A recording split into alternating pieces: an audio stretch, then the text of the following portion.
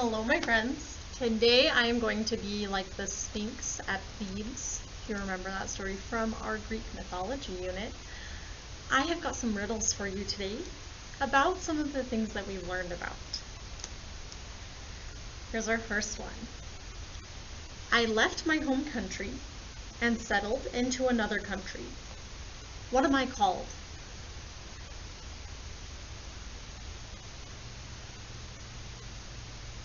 I would be called an immigrant. An immigrant is someone who leaves their home country to settle in a new place. I am an immigrant who came to the United States from China looking for Gold Mountain. What immigration center did I enter the United States from? So remember, there were rumors of gold found in California that many immigrants from China, shown here in pink on our world map, that was a pull factor for many of them to come to the United States. What immigration center did they enter the United States from? Did they enter at Ellis Island in New York? No. Most Asian immigrants entered the United States in San Francisco in California at the Angel Island Immigration Center. I welcomed immigrants whose ships came through New York Harbor to America. What am I? This was a gift from the French, and it is a large statue that stands at Ellis Island to welcome immigrants to America. What is that statue called? The Statue of Liberty. I came to the United States because the potato blight made it difficult to find food. Who am I? What country would I have come from if I were an immigrant who came to the United States because of a potato blight in my home country? Who would that be? What country would they come from? They would have come from Ireland, which is this very small country here in Europe that we can see in green. I was almost turned away at Ellis Island because of my appearance and other issues, but I ended up being a great help in bringing electricity to more people. Who am I?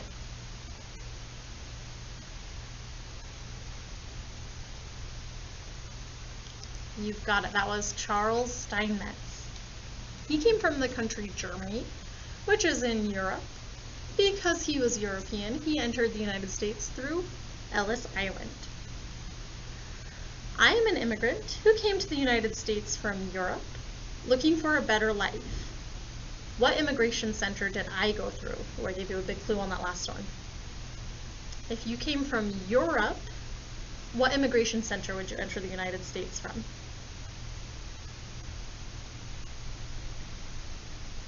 Ellis Island. Is Ellis Island on the west coast of the United States or the east coast? East, you've got it. New York Harbor. New York is this state here in green. I am a Latin phrase that means out of many, one. What is that phrase? We've been talking about this one a lot. It's on the backs of all of our coins and some of our dollar bills. It's our national motto. What is it?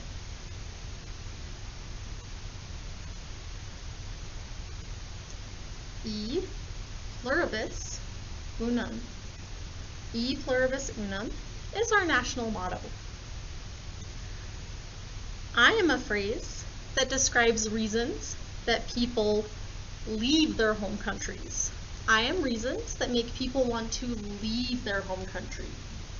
What am I?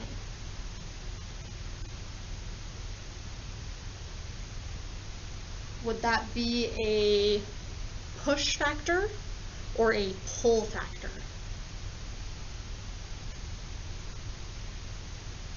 It would be a push factor because it's pushing you out of your home country.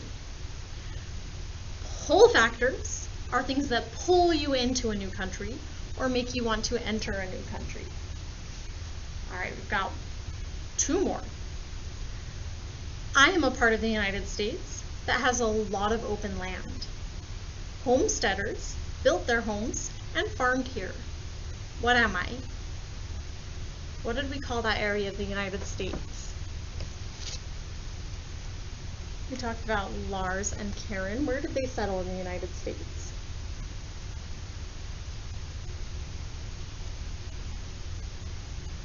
They settled in the state of Wisconsin, which is part of an area of the US that we call the Midwest. And our last one, I am a traditional way of doing things that includes foods, decorations, and celebrations from one's homeland. What do we call those things? Traditional ways of doing things from one's homeland. What do we call those?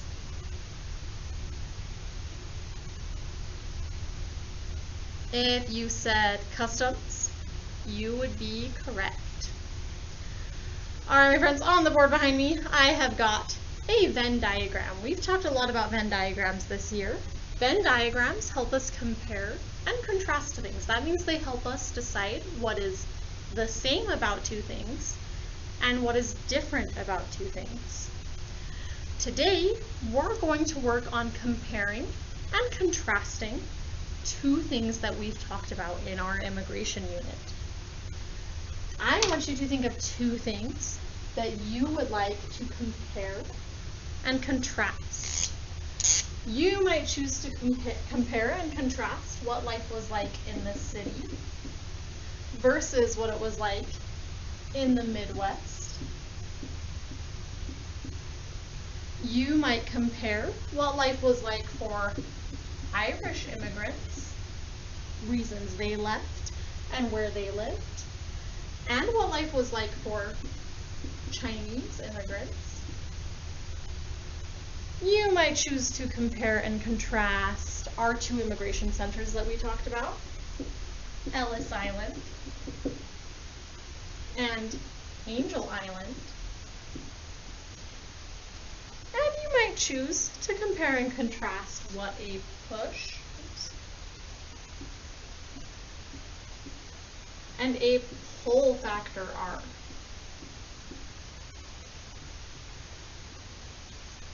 You can choose any of those things to compare and contrast. If you're comparing and contrasting city life versus life in the Midwest, you want to think about things that are similar. I want you to write 3 things that are similar about city life and life in the Midwest in the middle. 1 thing that's only true of 3 things also about something that is only true about city life, and 3 things that are only true about life in the Midwest. Same thing with anything else that you choose to compare and contrast. So if I'm talking about push and pull factors, if that's what I decided to compare and contrast, I might say something that they have in common is that they are both causes of immigration, of people leaving their homeland and coming to a new homeland. A difference might be that push factors are problems in your home country that make you want to leave, but pull factors are good things about the country that you are moving to that make you want to live there. If I'm comparing Irish and Chinese immigrants, one thing they have in common, they might have similar push factors or pull factors. Differences, do they enter at the same immigration centers? Do they come to the United States in the same places? No. So one of my differences could be that Irish people enter the United States through Ellis Island, while Chinese people entered the United States at Angel Island. That is the very first page on your assignment today. On the PDF that's attached to this assignment, you will have a Venn diagram that will look a little bit neater than mine. It'll have perfect circles where mine are a little lopsided, but that's okay. Your job is to pick 2 things that you would like to compare and contrast. Tell me how they're similar and how they're different. When you are finished comparing and contrasting, you've got all 3 sections filled with 3 different facts. You're going to scroll down to the next couple of parts. We've got lots that we're going to do today. The next couple of things that we're going to do are tests or assessments. These ones are not very long and not very difficult. Make sure you are doing your best. Parents, make sure that students are completing this one. These next ones on their own. You can help them all you want with a Venn diagram, but your assessments you need to do on your own. I'm going to jump over to my computer so I can show you what those assessments will look like and how we're going to do them.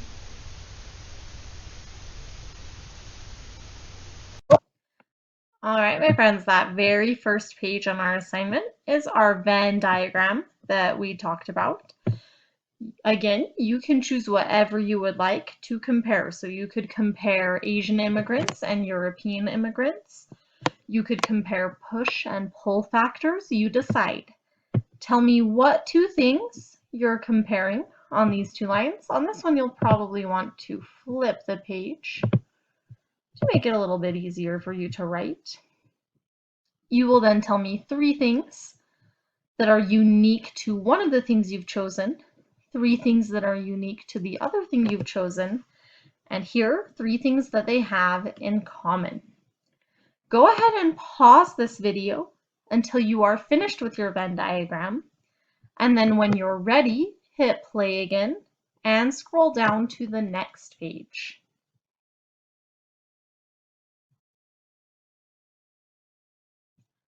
All right, my friends, when you are ready for the next page, you'll probably want to flip again. So we're back to right side up.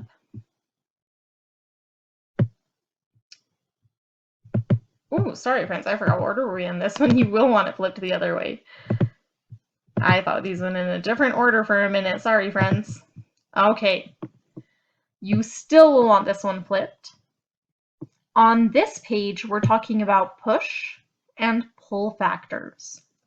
So remember, a push factor is something wrong in your home country that would make you want to leave, or something that would push you out of your home country. A pull factor is something good about the country that you are moving to that would make you want to go there, or that would pull you to that country. We talked about lots of different push and pull factors for immigrants that came to the United States in the years 1880 to 1920. And we had some specific examples from our read-alouds as well. On this page, we have 6 different push or pull factors. Your job on this one, on each of these, there's a brief explanation of that factor. Your job underneath on that page is to write either push or pull. If it is a push factor, you will write push. If it is a pull factor, you will write pull. So let's start with that very first one. This first one says Marie's parents and others found jobs in America. Is that a push or a pull factor?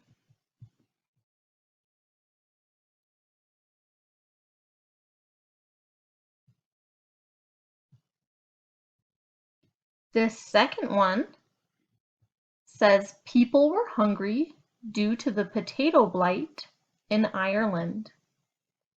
Would that be a push factor or a pull factor? Go ahead and write it in this space underneath. Remember, friends, if you need to pause or rewind this video at any point, that is more than okay. You are welcome to do that.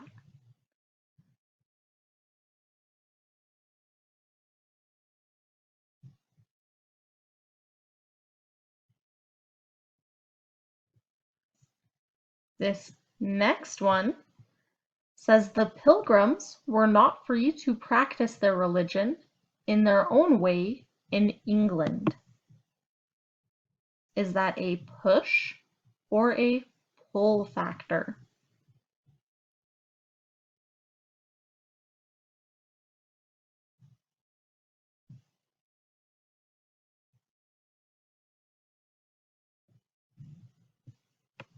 Back up to the top on the next side. This top one on the right side says Lars and Karen could own land in America so they could farm. Go ahead and write push or pull in this space.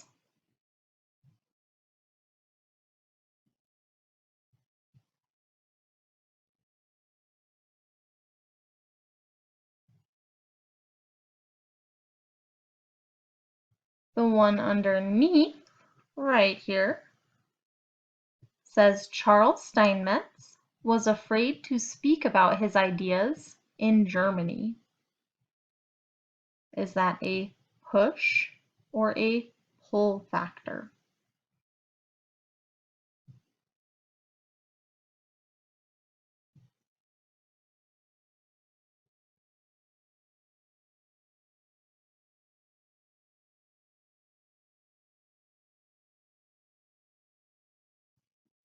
And our last one says Chinese immigrants hoped for gold and wealth in America.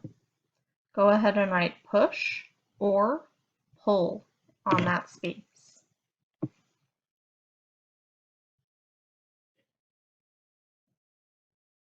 Again, if you need to hear any of those again, feel free to rewind this video. When you're ready, go ahead and scroll down to the next page. On our next page, this is where we'll want our papers flipped over. Don't worry about the scissor mark here. We're not cutting anything out. You don't need to print this one out. Just write push or pull. We had to do it a little bit differently than we would do in person, but that's okay.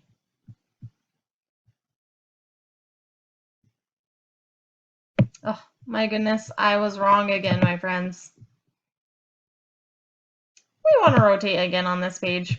I forgot how many we had that had to be rotated. I'm sorry. So these first three are Venn diagram, the push and pull factor page, and our map page as well. It is our next one where we'll flip. But we want our papers sideways for those first three. I'm sorry I got confused on that. We'll keep it turned this way. On this page, we have got a map of the United States. We can see San Francisco over here in California and New York City over here in New York. Up at the top, we have the names of 5 different places that we have talked about. East Coast, Ellis Island, Angel Island, Midwest, and West Coast. Your job is to label our map with these names. Tell me where these things are on our map. So which of these squares shows where the Midwest is? Which of these shows where Angel Island is? And which of these shows where Ellis Island is? And then which of these shows the West and East Coast? So this square right here, to make sure we're not confused, is showing this place right here next to San Francisco. And this square is showing this area right here in New York Harbor. So you've got those 5 different boxes and those 5 different places that we've talked about. Go ahead and label your map I'm going to have you pause this video while you work on that one. When you are finished, go ahead and unpause and turn to the next page.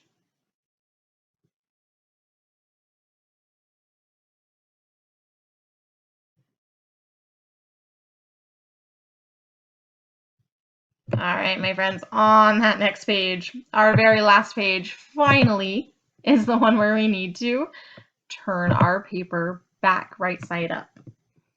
Oof, took us a minute, but we got there. I'm sorry I got confused earlier, friends.